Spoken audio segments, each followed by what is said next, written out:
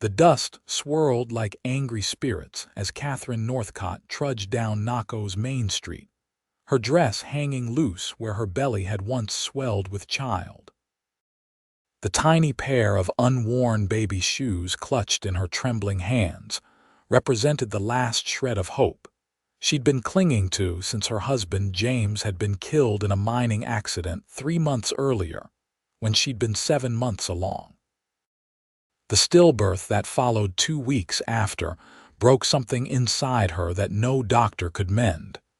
Arizona Territory, 1882, was unforgiving to a widow with no family and no means. Catherine had already sold every possession of value: her wedding band, James's pocket watch, and now, finally, these tiny leather shoes she'd lovingly purchased when her belly first began to swell with the promise of new life. "Madam, you all right?" The voice startled her, deep and concerned. Catherine looked up, hastily wiping tears from her cheeks. A tall man stood before her, dusty from the trail but with kind eyes beneath the brim of his worn Stetson. His horse, a magnificent chestnut, was tied to the hitching post outside the general store. "Yes, her voice caught. Lying took energy she didn't have any more. The stranger's eyes fell to the baby shoes clutched in her hand. "Those for sale?" Catherine stiffened. These shoes were all she had left of her dreams, her baby, her life before everything fell apart. But her stomach had been empty for 2 days now. $3, she whispered, immediately hating herself for naming such a high price. No one would pay that for baby shoes, especially not in Naco where most folks were struggling. To her astonishment, the man reached into his vest pocket and pulled out $5. "They're worth more than 3, he said simply, holding out the money. Catherine stared at the bills. "I can't, please." His eyes were gentle. "Take it." She handed him the shoes, her fingers lingering on the soft leather one last time. He took them carefully as if they were made of glass. "My name's Matthew Walker," he said, tucking the shoes into his saddlebag. "Just got hired on at the Triple R Ranch outside town."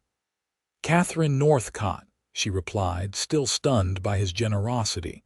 Matthew studied her for a moment, then said something that made her frozen heart stutter. "You'll need them again someday, Mrs. Northcott." Catherine opened her mouth to tell him he was wrong, that there would never be another child, another chance at happiness, but he tipped his hat and walked into the general store before she could speak. The money bought her food and paid a week's rent at the boarding house where she'd been staying since selling her and James's small home. Catherine tried to put the cowboy with the kind eyes out of her mind. Men like that, decent men, didn't stay in one place long, and besides, her heart was as barren as her womb now. The next morning, Catherine washed her face in the chipped basin, wincing at her reflection. At 26, grief had carved lines around her eyes and mouth that hadn't been there 6 months ago. She pinned up her auburn hair and donned her one remaining decent dress. Mrs. Harding at the boarding house had mentioned that the hotel was looking for a maid, and Catherine couldn't afford Pride anymore. The Naco Hotel was the tallest building in town, 3 stories of questionable architecture with a saloon on the ground floor. Catherine entered through the side door, keeping her eyes down as she asked for the manager. "Mr. Simmons is busy," snapped the thin woman at the desk. "But we're desperate for help. Can you clean rooms without stealing from the guests?" Catherine nodded, biting back a retort. "I'm a hard worker, madam. $2 a week, plus meals when you're working. Start now. Rooms 2 through 8 need turning over." It was back-breaking work. By midday, Catherine's hands were raw from scrubbing and her back ached fiercely. She sat on the back steps for her allotted 15-minute break, biting into an apple the cook had given her. "Mrs. Northcott." She looked up, startled to see Matthew Walker standing in the alley, hat in hand. "Mr. Walker." She straightened, suddenly conscious of her work apron and disheveled appearance. "I hoped I might find you in town," he said. "Been asking around." "You've been asking about me." Catherine couldn't keep the surprise from her voice. He shifted, suddenly looking less sure of himself. "The Triple R is looking for a cook. The ranch hands are threatening mutiny over old Pete's beans and bacon. Pays better than hotel work, I'd wager." Catherine frowned. "I don't need charity, Mr. Walker." "It's not charity, it's a job offer." His blue eyes held hers steadily. "And the ranch house has a small room off the kitchen. Be yours if you want it. Save you boarding house costs." Catherine knew she should refuse. Moving to an isolated ranch with men she didn't know wasn't what respectable widows did. But the prospect of a room of her own, of cooking rather than scrubbing chamber pots, was too tempting. "I need to give notice," she said finally. Matthew smiled, and something warm flickered in Catherine's chest. "I'll come for you Saturday morning if that suits." As he walked away, Catherine wondered what she was getting herself into. The Triple R Ranch sprawled across the valley 15 miles outside of Naco, a collection of buildings dominated by a 2-story main house. As Matthew helped Catherine down from the wagon that Saturday, she took in the vast expanse of land, feeling both intimidated and strangely at peace for the first time in months. "This is home," Matthew said simply, carrying her single trunk toward the house. The ranch owner, Benjamin Russell, was a gruff man in his 50s with a handshake like iron. "Walker says you can cook," he said, eyeing Catherine dubiously. "Yes, sir. My mother taught me, and I kept house for my husband for 4 years. Russell grunted. "Can't be worse than Pete." "Kitchen's yours. We feed 12 men breakfast and dinner. Lunch is their own business. Your room's through there." He jerked his head toward a door off the kitchen. "Walker, show her around, then get back to work." The room was small but clean, with a narrow bed, dresser, and a tiny window overlooking the corral. It was the first privacy Catherine had had since selling her home, and she struggled to hold back tears of relief. "It's not much," Matthew said, setting down her trunk. "It's perfect," she answered honestly. He smiled, that warm, genuine smile that made her forget herself for a moment. "I'll leave you to settle in. Dinner's at 6. Men'll be hungry." That first dinner was a trial by fire. The ranch hands filed in, openly skeptical of the slender woman who had replaced old Pete. But when Catherine served up roast beef, potatoes with butter and herbs, fresh biscuits, and apple cobbler for dessert, skepticism turned to stunned appreciation. "Madam," said a weathered cowboy named Hank, "if you cook like this every night, we'll all be too fat to sit a horse by winter." The men laughed, and Catherine felt something inside her ease. She could do this. She could build a life here. As the days turned into weeks, Catherine fell into the rhythm of ranch life. She rose before dawn to start breakfast, spent mornings baking bread and preparing for dinner, afternoons tending the small kitchen garden she'd started, and evenings darning socks or reading by lamplight in her room. The work was hard but satisfying, and for the first time since James died, she slept without nightmares. Matthew was often away, riding the range with the other hands, but whenever he was at the ranch, he found reasons to linger in the kitchen.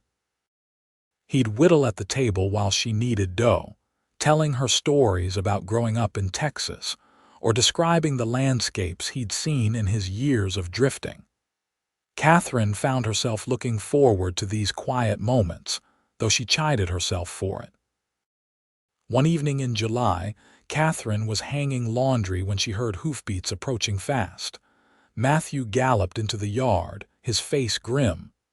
"Rustlers hit the north pasture," he called to Russell, who had emerged from the barn. "Took at least 20 head. We tracked them to Cottonwood Canyon, but lost the trail." The next few days were tense. Extra men were posted on watch, and the hands went about their duties with rifles slung over their shoulders. Catherine kept coffee brewing at all hours for the weary cowboys and packed food for those on patrol. It was near midnight when Catherine heard a soft tap at the kitchen door. She opened it to find Matthew, his face drawn with exhaustion. "You should be asleep," she scolded gently, but stepped aside to let him in. "Couldn't settle," he admitted, sinking into a chair at the table. Russell's worried. "It's not just the cattle. Larson's place got hit last month and the Patterson spread before that." Catherine set a cup of coffee before him. "Organized rustlers," Matthew nodded. "Too coordinated for random stealing. Someone's building a herd on stolen stock." He looked up at her, concern evident in his blue eyes. "Catherine, if there's trouble, I want you to promise you'll stay inside the house." It was the first time he'd used her given name, and it sent an unexpected warmth through her. "I can handle myself, Mr. Walker." "Matthew," he corrected. "And I know you can, but we'd all feel better knowing you were safe." She wanted to argue but nodded instead. The worry in his eyes touched her in a way she hadn't allowed herself to feel in months. The rustlers struck again 3 nights later. Catherine was awakened by shouts and gunfire. Heart pounding, she pulled on her robe and peered out her window. Men were running toward the corrals, guns drawn. In the distance, she could see flames. The rustlers had set fire to one of the outer barns as a distraction. For hours, Catherine paced her small room, jumping at every gunshot. When dawn finally broke and the men trudged back to the house, faces black with soot and grim with anger, she had hot food waiting. "Lost the barn and 8 horses," Russell reported tersely. "No men hurt, thank God, but Taylor took a bullet through the arm." Catherine immediately gathered clean linens and hot water. "Where is he?" "Bunkhouse," Matthew said, his voice hoarse from smoke. "Doc's been sent for, but he's an hour out at least." Taylor was a young cowboy, barely 20, and white with pain when Catherine entered the bunkhouse. The bullet had gone clean through his upper arm, but the wound was bleeding freely. "Let me see," she said, gently moving aside the blood-soaked bandana the men had tied around it. "Sorry, madam," Taylor gasped. "Don't mean for you to see such things." Catherine cleaned and bandaged the wound with practiced hands. "My father was a doctor," she explained to Matthew, who watched from nearby. "I helped him sometimes." When the doctor finally arrived, he complimented her work. "Clean as I could have done myself," he said, replacing her bandages with fresh ones. That evening, Catherine found Matthew on the porch, staring out at the charred remains of the barn. "You did well today," he said as she joined him. Taylor was mighty grateful. "It was nothing," she demurred. "How are you? You were in the thick of it, I heard." Matthew's face hardened. "I knew one of them, man named Cord Davis. Used to ride for the Bar S before he took to outlawing. Saw his face clear as day in the firelight. Will you tell the sheriff? Already sent a rider. But Davis and his gang will be long gone by now." He turned to look at her, his expression softening. "I was worried about you, about me. I was safe in the house. Still worried." His voice was quiet, almost a confession. Catherine's heart quickened. It had been so long since anyone had worried for her, cared what happened to her. But she couldn't allow herself to hope, couldn't bear to lose again. "It's late," she said, stepping back. "I should get some rest." Matthew nodded, but his eyes held hers a moment longer than necessary. "Sweet dreams, Catherine." August brought scorching heat that withered the garden and tempers alike. The rustlers hadn't returned, but Russell doubled the night watch anyway. Catherine rose even earlier to cook before the kitchen became unbearably hot, and in the afternoons retreated to the shade of a cottonwood tree near the creek to do her mending. It was there that Matthew found her one particularly stifling day, his horse picking its way down to the water. "Mind some company," he called. Catherine shaded her eyes to look up at him. "It's free country, Mr. Walker." He dismounted, letting his horse drink, and settled on a fallen log nearby. "Back to Mr. Walker, are we?" Catherine flushed. "Force of habit." They sat in companionable silence for a while, the only sounds the buzzing of insects and the occasional splash as fish jumped in the creek. "May I ask you something personal?" Matthew finally said. Catherine tensed but nodded. "The baby's shoes, were they?" He trailed off, clearly unsure how to phrase his question. "My baby's," she confirmed, her throat tight. "A boy. He never drew breath." The words came more easily than she expected. "His father died in a mining accident 3 months before. I think my boy just didn't want to face the world without him." Matthew's face showed only compassion, not the uncomfortable pity she'd come to expect. "I'm sorry, Catherine, truly." "Why did you buy them?" she asked suddenly. "The shoes. Why give me so much money for something you had no use for?" He looked down at his hands, strong and tanned from work. "You needed the money. And—" he hesitated. "When I saw you holding those shoes, looking like your heart was breaking, I couldn't bear to think of you selling them to some stranger who wouldn't understand what they meant." "But you said I'd need them again someday," Catherine reminded him. "Why would you say that?" Matthew met her eyes. "Because even then, I could see how much love you had to give. It seemed wrong that you'd never have the chance to use it." Catherine's hands stilled on her mending. No one had spoken to her with such honest emotion since James. It frightened and thrilled her in equal measure. "I should get back," she said, gathering her things. "Bread needs kneading." As she walked away, she could feel Matthew's eyes on her, and for the first time in nearly a year, Catherine allowed herself to wonder if her heart might someday heal enough to love again. The Rustlers returned in September, but this time the Triple R was ready. Russell had hired 3 more hands, all experienced with guns, and set up a signal system between the pastures. When Cord Davis and his gang tried to drive off a herd from the East Range, they rode straight into an ambush. Catherine huddled in the ranch house with Mrs. Peterson, the housekeeper who came in 3 times a week, listening to distant gunfire and praying. When the men returned, they brought news. 2 rustlers dead, 3 captured, including Davis, but the victory had come at a price.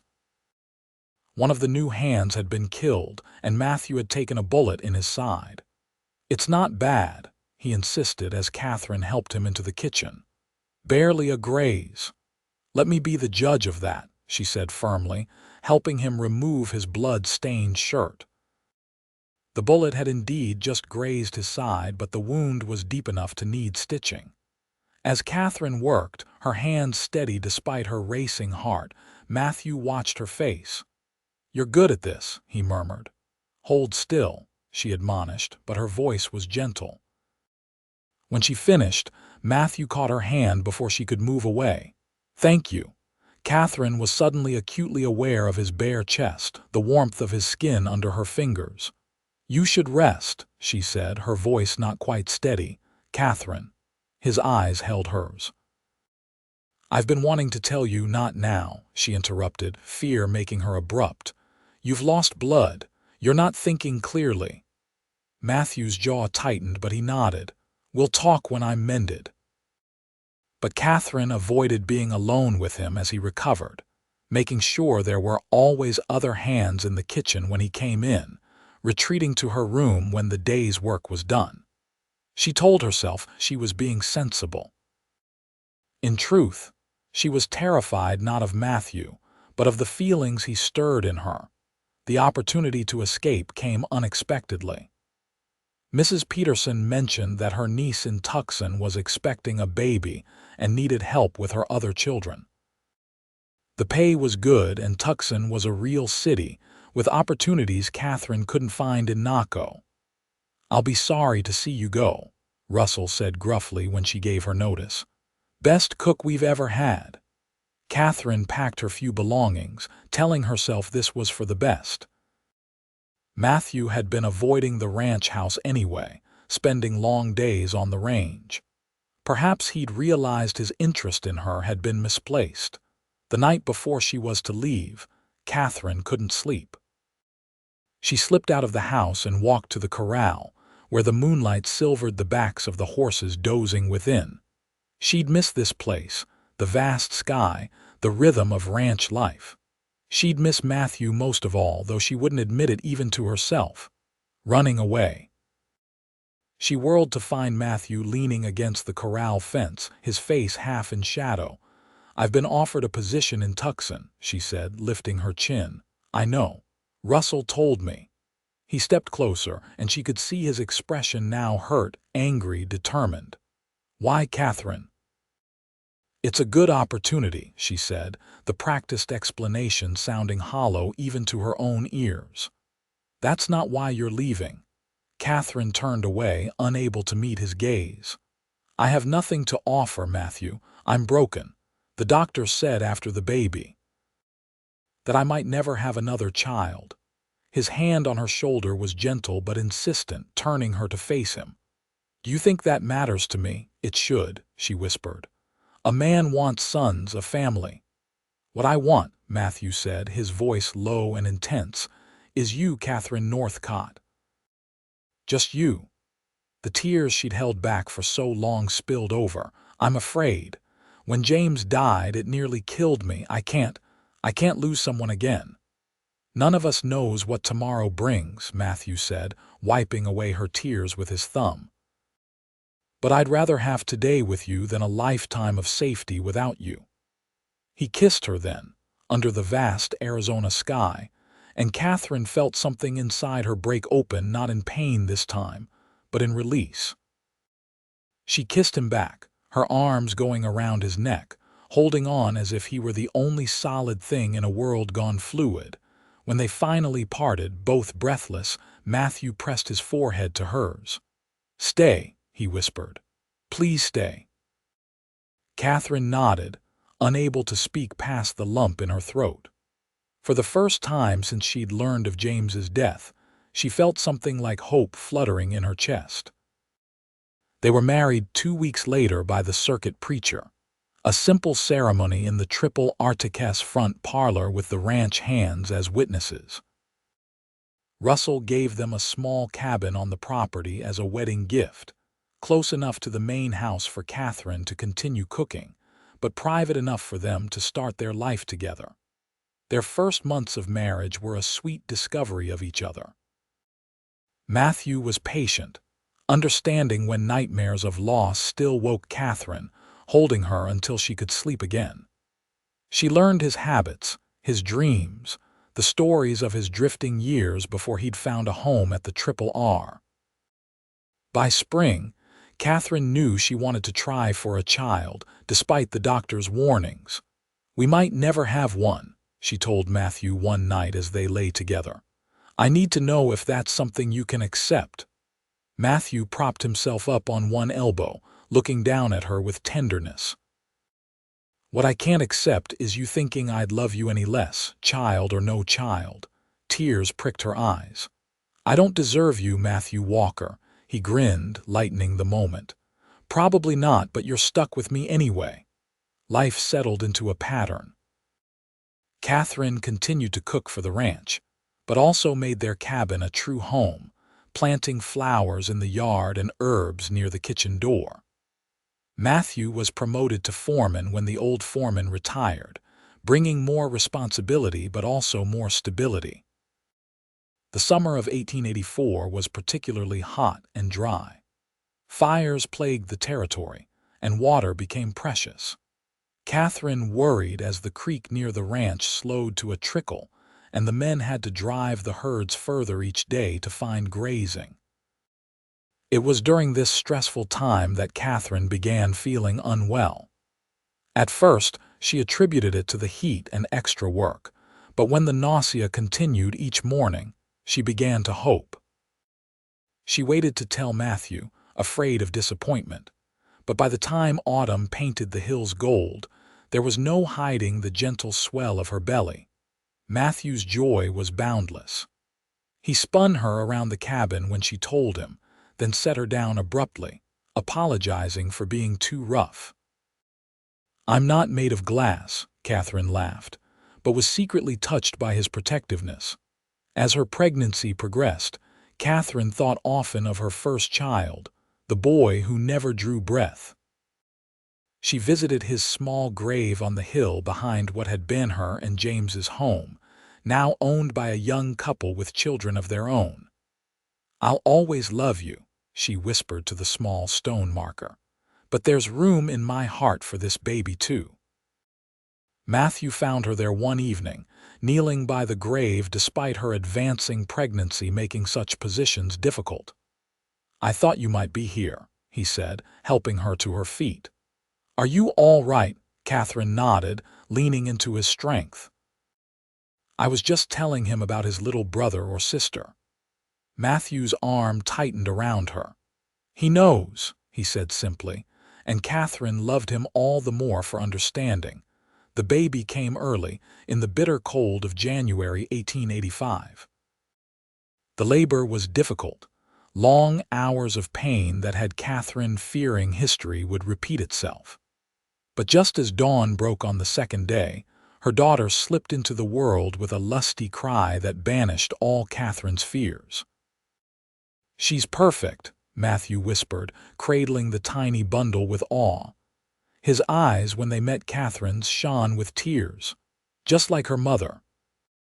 They named her Hope, for that was what she represented to both of them: hope that the past could be healed, that love could conquer loss, that joy could be found even in the harshest places.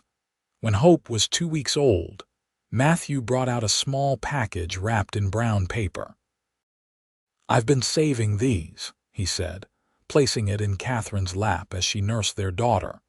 Catherine unwrapped the paper to find the tiny baby shoes she'd sold on that desperate day in Naco, almost 3 years earlier.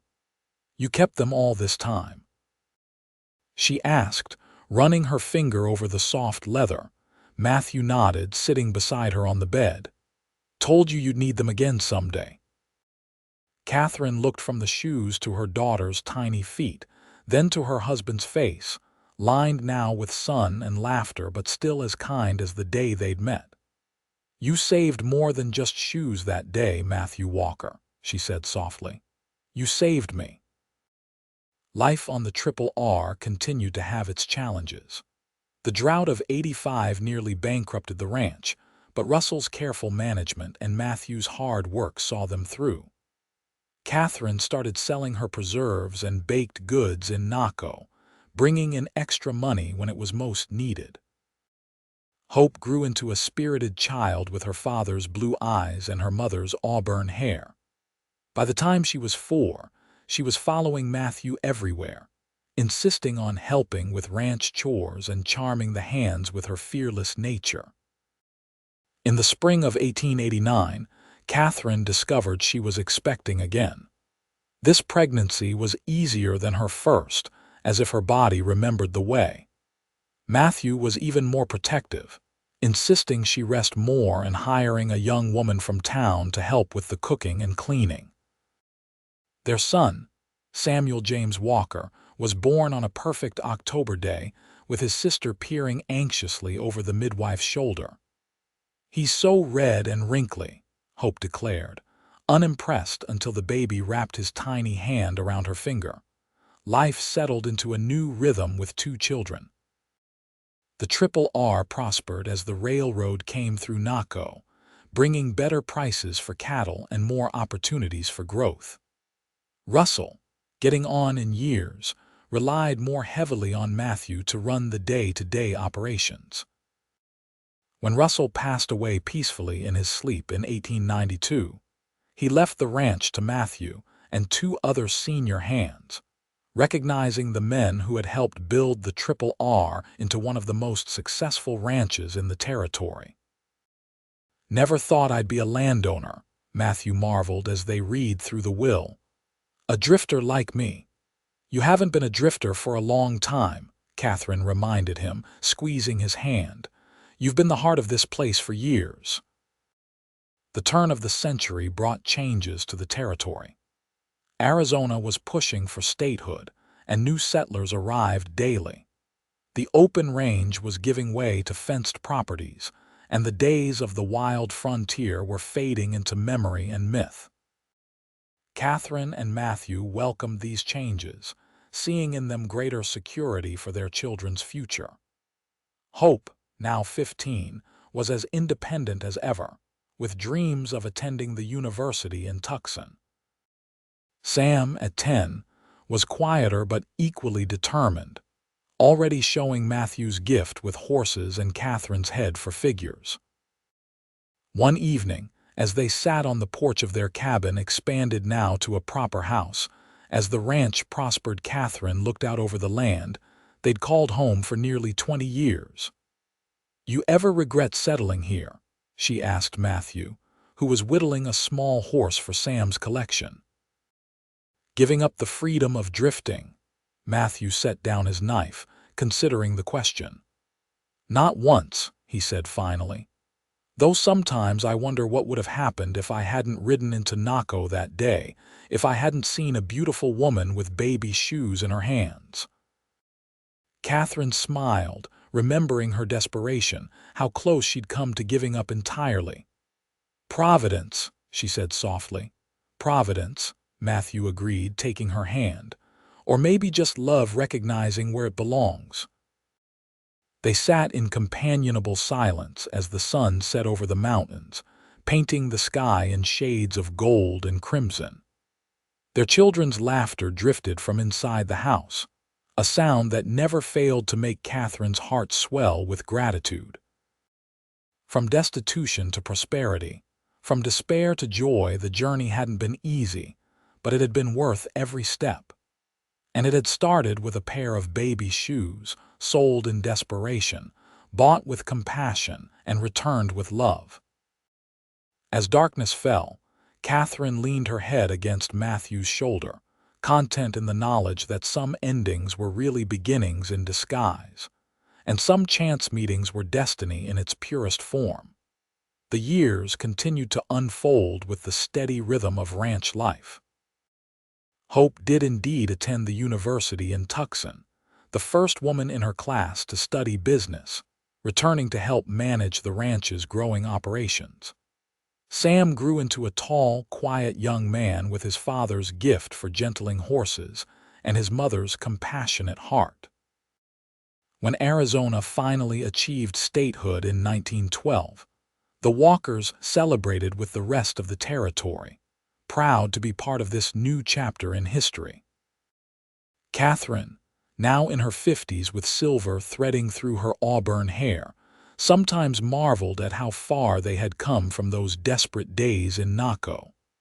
"Did you ever imagine this life?" Matthew asked her one evening as they watched their grandchildren, Hope's 2 boys and Sam's little girl, playing in the yard of the ranch house. Catherine thought of the baby shoes, still kept in a cedar box on their dresser, tiny reminders of loss and hope and promises kept.